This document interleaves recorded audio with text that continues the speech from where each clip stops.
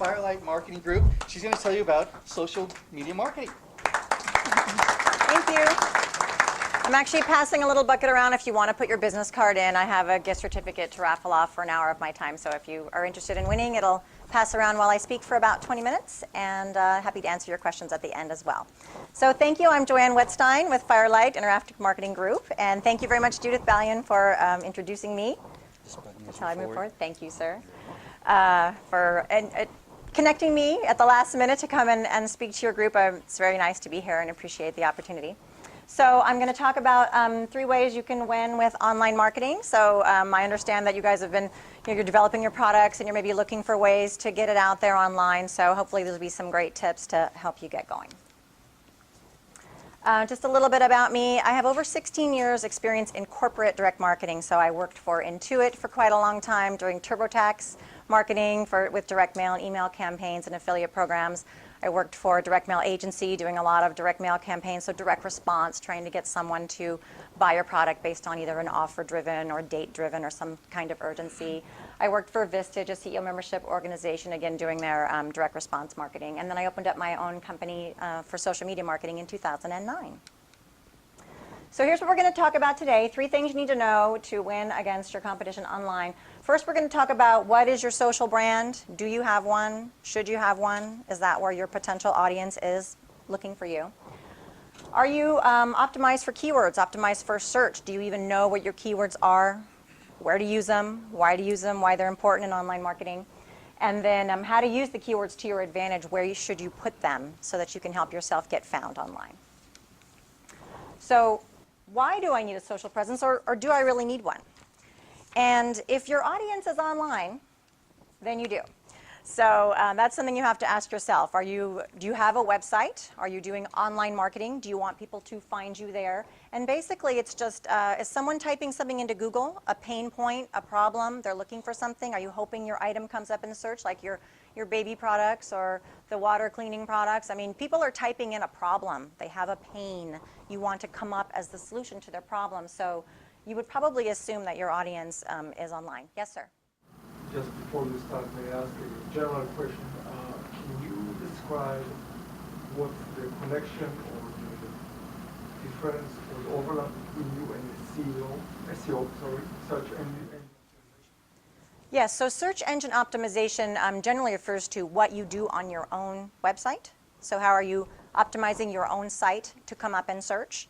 And the tools I'm going to tell you about this evening will actually help you with search engine marketing. So it will improve your SEO based on how you're going to get links to your website on your keywords.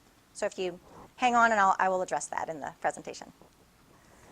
You should be looking at competitive research. So is your competitor online? Are they using social tools? Do they have a Facebook page? Are they using Twitter? Do they have LinkedIn? Are they using YouTube? And it's great that you're going to get another presentation right after mine talking more about video. YouTube is the second biggest search engine under Google, and Google has bought them. So basically, it's Google's #1 and Google's #2. So it's all Google. So the more you can know about your keywords and where to put them and how to use them in social tools, the better for you. What should you post and how often? You got to post every day. So people are thinking, oh, I set up a Facebook business page, but I don't know what I'm doing with it, or I only visit it once a month. That's not a good idea. I really don't recommend that you set up social sites unless you plan to be there, because people are expecting you to be there. They're looking to have a conversation with you. So if you say, well, I'm just going to set up Twitter because everybody's doing it and I think I'm supposed to, and then you never go there, you wouldn't know if anyone's speaking to you or not. You wouldn't actually be doing any online network trying to get someone to follow you so that they can see your posts and information. But also the great thing about social sites is that they are public. So they can come up in search. If you use keyword-rich posts in Facebook, if you have a keyword-rich blog, if you have a keyword-rich video, same for Twitter, you can start to come up in search. And each search tool has its own algorithm for search. So talking about SEO, LinkedIn has its own search box. So does Facebook. So does Twitter, so does YouTube. People conduct search anywhere they see an open search box. So if you want to start dominating your online presence, then you should really be in all these spaces, and you have to be there with regularity. So don't just set up a Facebook page and ignore it for 6 months. That's not what I recommend at all. In fact, if you don't have time to manage it, don't start them. But if you are looking to dominate the online world, win against your competition, you need to start seriously considering social tools. Now, why would your audience want to go to your social sites? As you're thinking, well, there's this big empty box and it says for me to fill in a status update, what should I do there? You need to post good, engaging content. You need to post information. That's what people are looking for on the internet. It's an answer to their problem. It's a question. It's a pain point. How can you solve that with what you're posting in your social sites with little tidbits and snippets of information and content that's going to keep them coming back? And you can keep it fun. You can have daily specials. And people say, oh, well, I don't want to use my social tools to sell. I'm not supposed to sell. Well, eventually you do want to sell. You can't just provide free content all the time and never sell at all. But you're trying to look for ways to get people to engage with your Facebook community or engage with you on your blog or like your videos enough to find out more about you and then get them into your sales cycle. So get them to your website, get them to call you. Make sure you have some kind of a lead capture box. We were talking about this earlier with the wine business. You want to make sure if you drive them to your website and they don't order right at that time, how can you stay engaged with them? So have a lead capture box, and Judith can tell you about that with Constant Contact, great email system. MailChimp is a free one if you're looking for something. But make sure you add that to your website so you don't miss out on an opportunity to grab someone's email address and market to them at a later date.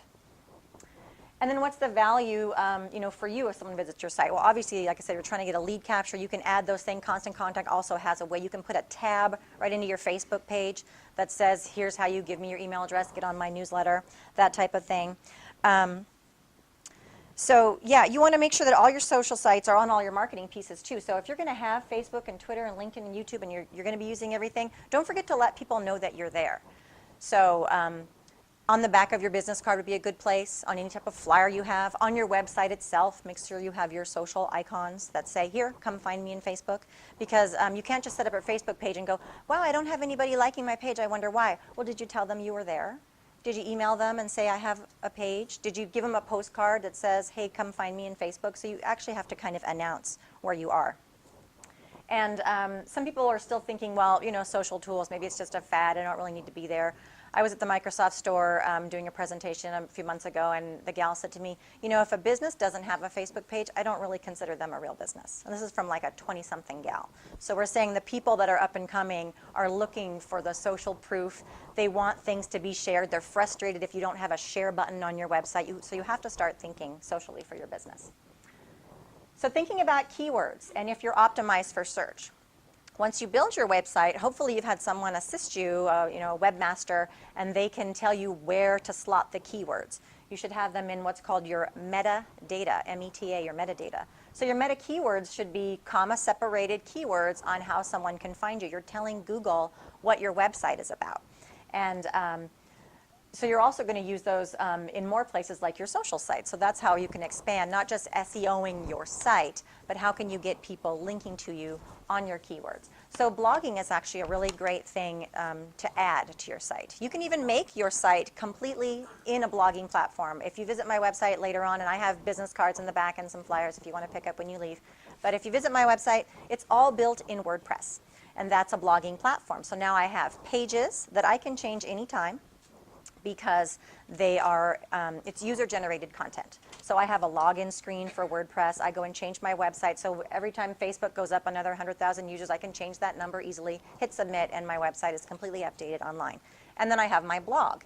And that's where I write articles about what's happening in online marketing, what's happening in social media, how to develop your brand, and all those things are on my blog. So every time you blog, you add another page to your website.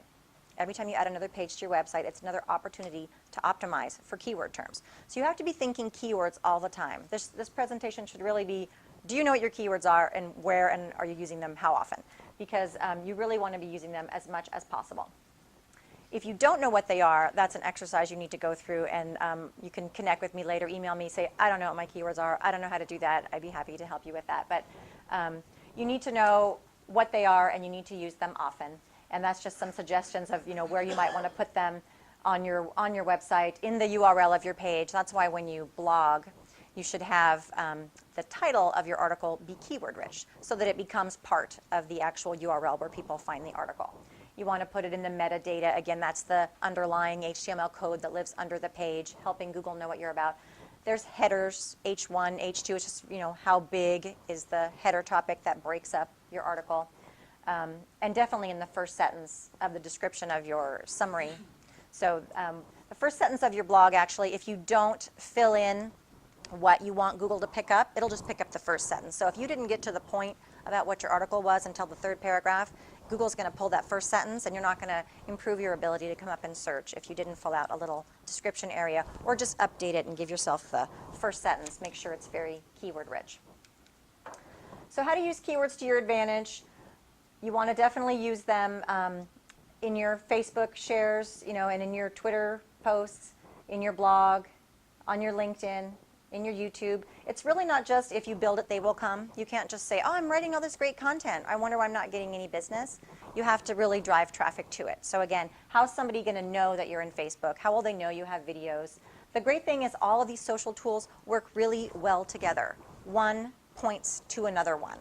So for example, you set up your whole website in WordPress, and then your blog lives there too. So now, how do I drive traffic to my website?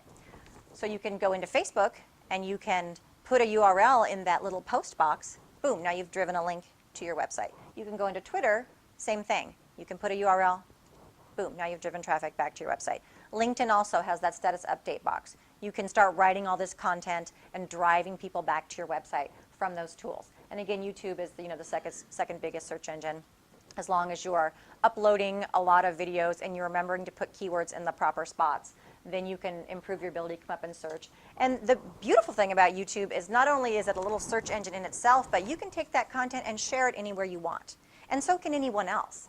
So if people are so moved and so motivated by your video, and they want to embed your content in their blog, they can. They want to share the URL to your video, they can. And you can do the same. So you take that URL and you put that in your LinkedIn, and you put that in your Facebook, and you put that in your Twitter. So everything points to everything else, and then you embed that video in your own blog, and so you're getting more views and more visibility and more virality and getting everything shared. So talking about your blog specifically and why you want to have one.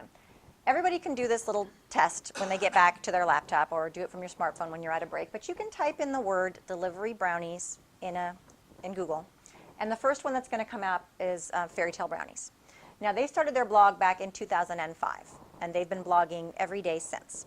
They don't have to do any pay-per-click advertising anymore because they don't need to spend money on that. They're already the #1 result for delivery brownies, so they don't need to do any paid advertising on it because they're already coming up in search. So that's what I want to have you understand is the power of using these free tools. Blogs are free. You don't even have to pay for a website anymore. You can just go to WordPress.com. You can set up a free one today. Now, it's going to have the word WordPress in it, and you're not going to get as much search benefit because you're giving all of the keyword and page rank that you build up to WordPress. So it is better to buy your own domain, and they're so inexpensive to get hosted anywhere. Put a WordPress theme on that domain, and then build your website from there. But I highly recommend using a blogging engine to build your website, and Fairy Tale Brownies is a fantastic example.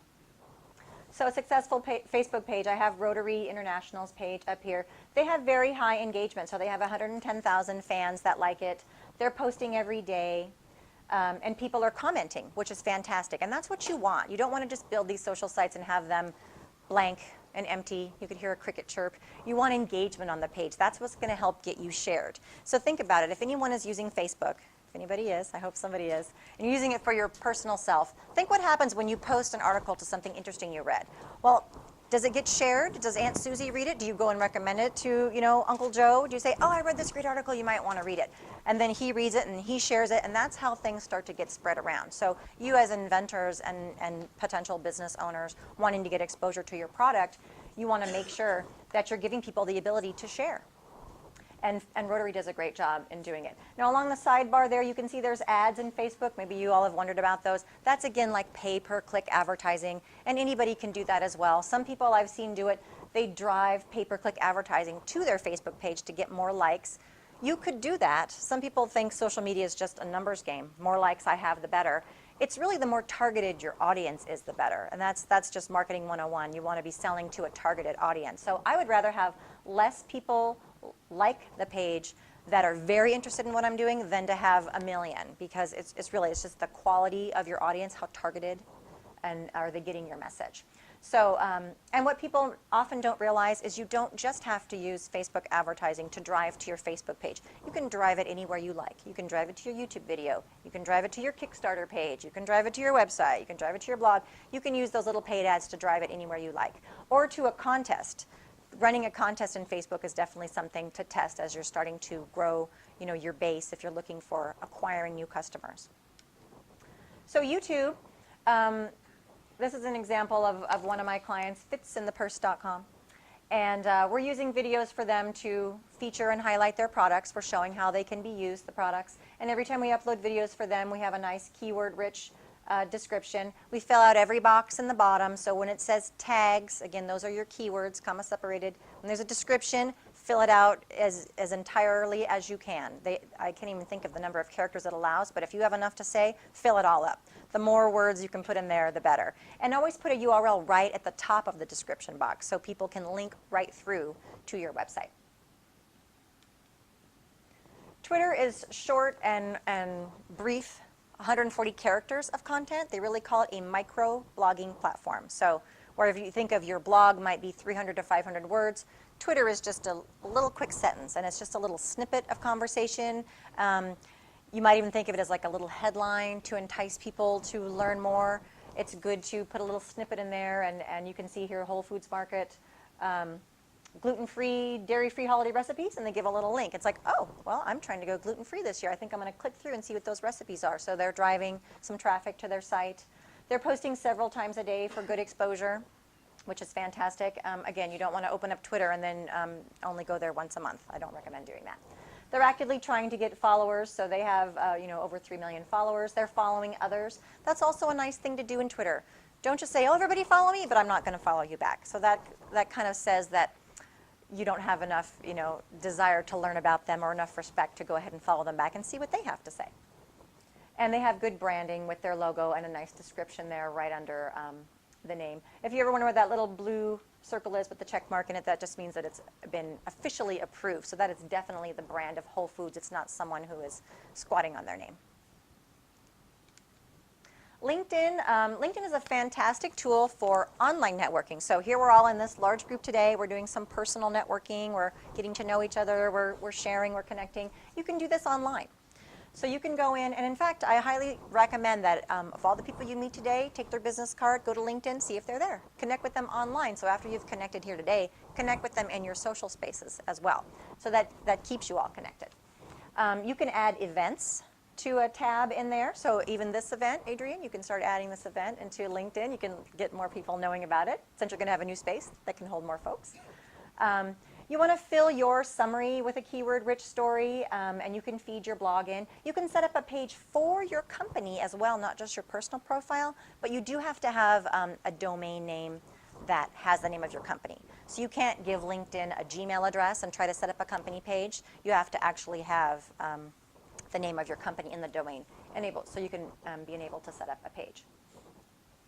But it's great for even doing competitive research. It's great for making more connections like you do in here. Let's say you are looking for manufacturers to manufacture your product, or you're trying to connect with others in your industry. Just type the name of your industry into that search box, and results will come up. And you can just reach out to them. Hey, I noticed that you're also in the baby manufacturing products industry. So are we. Let's get together. Are you in San Diego? Could we have coffee? Let's Skype if they're in New York. I mean, start making the connections you need. You can do it online. And now I'd be happy to take your questions. That was just a brief overview of what you can do with keywords and social spaces, and I hope that was helpful to you. Yes, Sandy? I just hired a social media person, and they swear I have to be on HubSpot. I'm not even quite sure what it is. HubSpot is actually, they're a service provider. So they have a lot of great information. So when they say be on HubSpot, you should go to that website and you should read as much as you can. There's tons of fantastic information about ways to use social tools. Give you lots of tips and tricks on how to market your business online. And they have a lot of website graders and things to help you understand how effective you are in social spaces.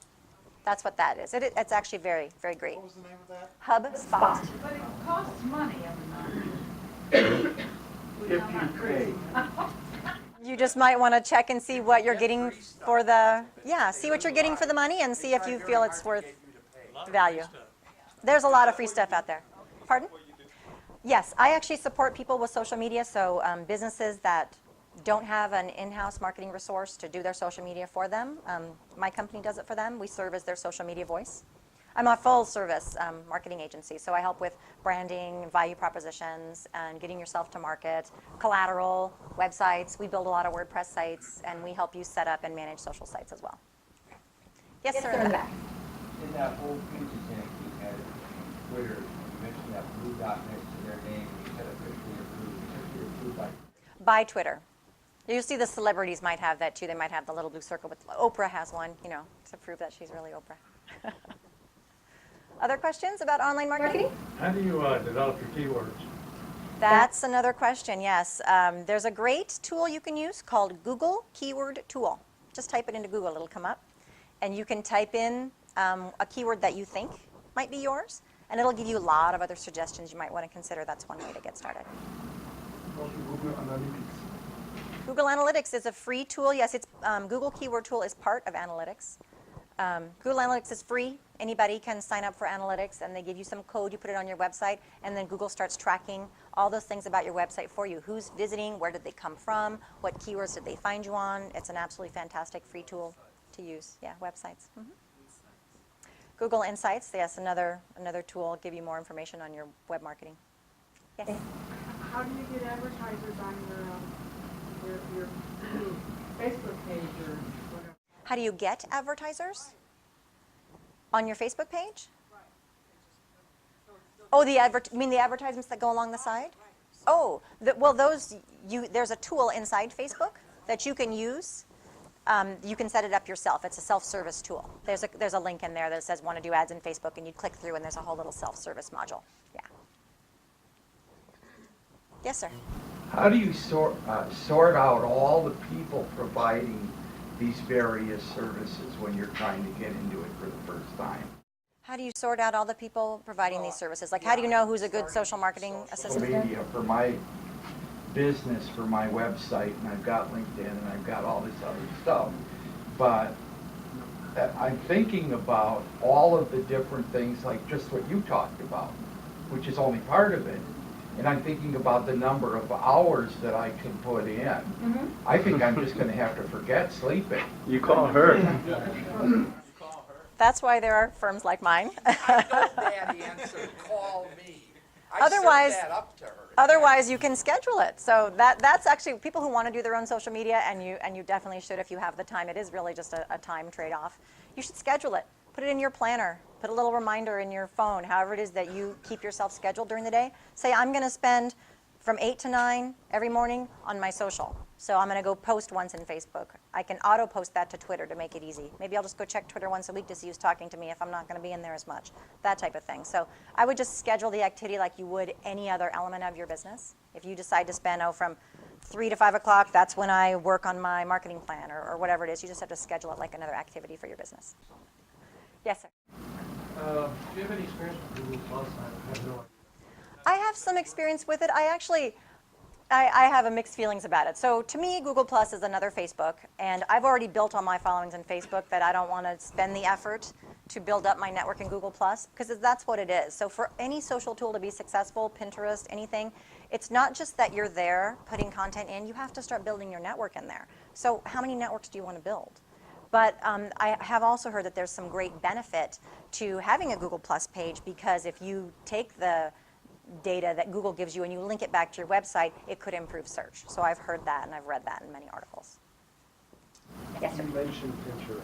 Yes, sir. Which is the next great thing. What's your... My thought on Pinterest is it's fantastic for building a visual brand. Do you have a visual brand? Do you have something so enticing the story should be told in pictures? You might want to consider using Pinterest. But then again, there's also SEO tactics and ways to use that properly. So don't just upload pictures and don't have a link back to your website on where that photo is housed. You want to use it properly. So again, I wouldn't recommend opening up a social tool just because you think you should or it's the next greatest thing. If you don't have time to be in there and to really spend a lot of time developing it, it's not going to be worth your time. There's a... I was curious, you mentioned putting a URL in your YouTube posting, which presumably would point back to your company homepage, a real web page. Sorry, that's not the right term, but Would you also want to put URLs that point to your other social media, or does that just get too? Anything you like. Does Point it anywhere you get too like. nested if you do it that way? No, you actually want things kind of crossing over and pointing one to the other, because people who are looking to connect with you, if they found you in YouTube, they might go, oh, I wonder if he's in Facebook. If they conduct a search in Facebook and they can't find you, they're going to give up. So you need to tell them that you're there. Just exactly show them where your address is. That's why I put on my business cards, I just put exactly what my Facebook URL is. Facebook.com/Firelightimg. Go right there. There I am. Like my page, and then you can continue the conversation. Congratulations. Thank you very much. I appreciate your time. Thanks, Jill. Thank you. Thank you.